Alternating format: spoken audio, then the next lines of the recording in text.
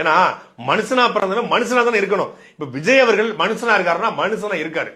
ஸ்டெர்லைட்ல போராடிய அந்த மக்களுக்கு ஆதரவாக போய் இரவோடு இரவாக போய் நின்று ஸ்டெர்லைட்டுடைய ஸ்னோயினுடைய அம்மாவை பார்த்து ஆறுதல் சொல்றாரு.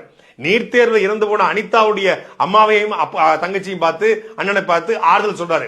மெர்னா கடற்கரையில் மக்கள் ஜல்லிக்கட்டுக்கு போராடிய பொழுது அந்த மக்கள்கிட்ட போய் நிக்கிறாரு. மனுஷனா இருக்காரு.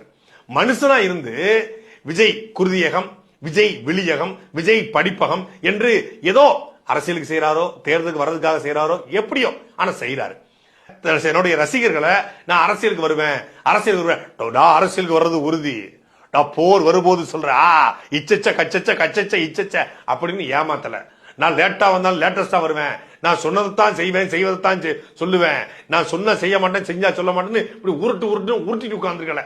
அவரு நான் அரசியலுக்கு வர்றத அப்புறம் சொல்றேன், இது மேடை இல்ல, இப்ப நான் மாணவர்களுக்கு உதவி செய்ய விரும்புறேன், உதவி செய்யறாப்ல.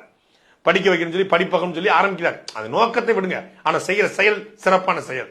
குருதியகங்கிற பேர்ல லட்சக்கணக்கான யூனிட் ரத்தங்களை விஜயோட ரசிகர்கள் கொடுக்கறாங்க, உணவு அளிக்கிறாங்க, விஜயோட பிறந்த நாள்ல உணவு அளிக்கிறாங்க.